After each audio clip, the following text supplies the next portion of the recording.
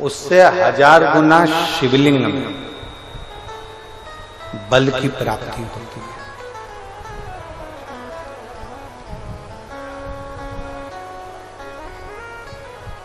प्रदोष के दिन यदि आपको कहीं से शमी पत्र मिल जाए, प्रदोष के दिन यदि कहीं से आपको शमी पत्र मिल जाए और प्रदोष काल में, प्रदोष का जो समय होता है, शाम का जो समय होता है प्रदोष काल, 4 प्रदोष 5 प्रदोष आप कर देखिएगा कि आपका कोई काम है, कोई नौकरी के लिए आप अप्लाई कर रहे हैं, कोई समस्या बड़ी विकट आ गई है, कोई तकलीफ, बड़ा गला पकड़ रहा है बेटा, कोई तकलीफ विकट आ गई है, कोई समस्या विकट आ गई है, प्रदोष के प्रदोष काल में अगर एक शमी पत्र भी आप घर के शिवलिंग को, अब ये करने के लिए आपको मंदिर पे शिवलिंग नहीं जाना, अपने घर में जो शिवलिंग, चाहे वो स्फटिक का हो, पारद का हो, कंकर शंकर का हो, लकड़ी का हो, जो शिवलिंग तुम्हारे घर में, कांच का हो, चाहे वो नर्मदा के कंकर का हो, नर्मदेश्वर हो, पाषाण का हो, जो शिवलिंग चांदी का हो, सोने का हो, तांबे का हो, पीतल का हो, जो शिवलिंग तुम्हारे,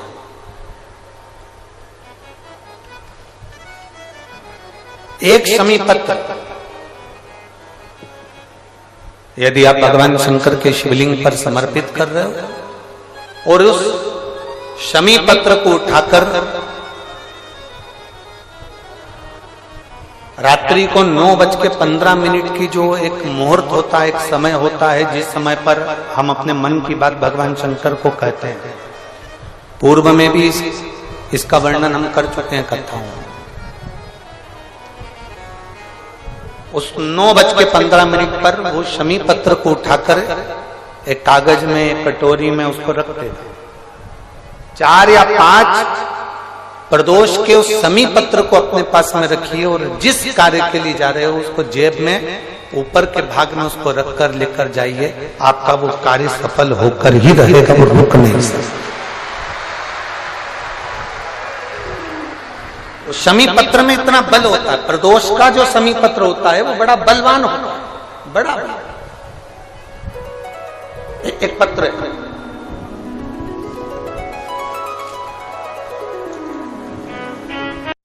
भाग्य में अगर लिख दिया मेरे ओघड़दानी ने तो गया हुआ भी वापस बुलवा लेता है, वो ओघड़दानी, वो विश्वनाथ, वो शंभू है। पहले हमने कथा में कहा है, आप लोगों ने सुना कि नहीं सुना हमको नहीं मालूम, स्मरण किया होगा कि शिव महापुराण में पहले वर्णन करा है कि शंकर जी पे चढ़ा हुआ जल लाकर अपने दरवाजे की चौखट पर छींटो। सुना था कि नहीं सुना था? जम के बोलो जरा,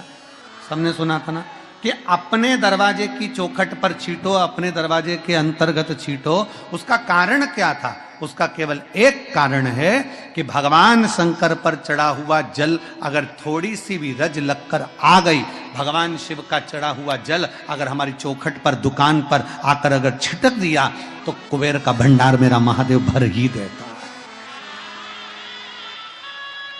और तो और कितना सुंदर संवाद किया महाराज जी। प्रयास करिएगा जीवन में एक बार, बन सके, अगर बन सके जीवन में एक बार प्रयास करिएगा। अगर गुरुवार का प्रदोष पड़ जाए, कौन से वार का? गुरुवार का प्रदोष पड़ जाए, बृहस्पतिवार का यदि प्रदोष पड़ जाए तो प्रदोष के दिन, प्रदोष काल में, प्रदोष के दिन, प्रदोष काल में किसी शिवालय में जाएं, शंकर के मंदिर में जाएं, एक ही दिए के अंदर एक फूल बाती, कैसी बाती है? फूल बाती, और उसी दिए के अंदर एक लंबी बाती, 2 बाती। कौन सी बाती हैं? जम के बोलो जरा। एक फूल बाती, एक लंबी बाती, 2 बाती। एक ही दिए के अंदर फूल बाती, लंबी बाती दोनों रख लें, थोड़ा सा घृत की बातियां, तेल की बाती नहीं घी की बाती रखें, और दोनों बातियां उसमें रखकर 3 बेलपत्र भगवान शंकर के मंदिर में लेकर जाएं। दिए को भी प्रज्वलित नहीं करना है। पहली बेलपत्र नंदीश्वर की जो ऊपर का भाग होता है, जिसको हम शिव तत्व भाग कहते हैं, नंदी के पीठ पर एक भाग होता है जिसको शिव तत्व भाग कहा जाता है, वो नंदी की पीठ पर जो भाग है वहां पर एक बेलपत्र समर्पित करें। दूसरा बेलपत्र आप जो माता पार्वती जी का, जैसे ये शिवलिंग है और ये गोल भाग है, ये माता पार्वती जी का हस्तकमल है, तो माता पार्वती जी का जो हस्तकमल है, इस हस्तकमल पर कहीं पर भी एक बेलपत्र आप समर्पित कर दें। और तीसरे नंबर की जो बेलपत्र है वो भगवान शंकर पर समर्पित कर दें। जो दिया आप लेकर गए हो मंदिर में, उसी दिए को नंदी और महादेव इन दोनों को दर्शन कराते हुए अगर मंदिर के अंदर लगाने दें दिया तो ठीक है, ना लगाने दें तो दीप को बीच में बस स्पर्श कराकर भले बाहर जाकर लगा दो, पर प्रयास करो वो दीप, वैसे तो बीच में नंदी और शिव के मध्य में वो दिया स्पर्श होना चाहिए। जैसे ये नंदी है और ये शिव है, तो इसके मध्य में दीप स्पर्श कर ले, भले उसको जलाने ना दे, पर स्पर्श मात्र कर कर अगर आपने एकांत में कहीं पर भी ले जाकर लगा दिया, उस दीप को जला दिया, तो गया हुआ कितना भी करोड़ रुपया हो, वो धीरे धीरे कर कर गया हुआ धन हमारा वापस आता ही है। कोई खाकर भी बैठ गया तो देगा जरूर, वो धन आएगा जरूर, कैसे भी आएगा, पर अपनी संपदा वापस। जिंदगी की मान लो अगर कोई ऐसी घड़ी आ जाए, आज विश्वनाथ जी की धरा से ये बात लेकर जाना, कभी मान लो ऐसी घड़ी आ जाए कि इतना बड़ा दुख सामने आकर खड़ा हो गया, कोई निर्णय नहीं निकल रहा उस दुख का। शिव पुराण कह रही है, भगवान शंकर का पावन चरित्र कर रहा है, बहुत बड़ी विषमता में फंसे हुए, बहुत बड़ी समस्या में गिरे हुए हो, बहुत तकलीफ घर में चल रही है, बहुत कष्ट है, तब कारकोट सर्प की यह कथा कहती है, कारकोटेश्वर महादेव की कथा कहती है कि 12 बेलपत्र, कितनी बेलपत्र? 12, 4 गड्डियां 3-3 बेलपत्र की बनी,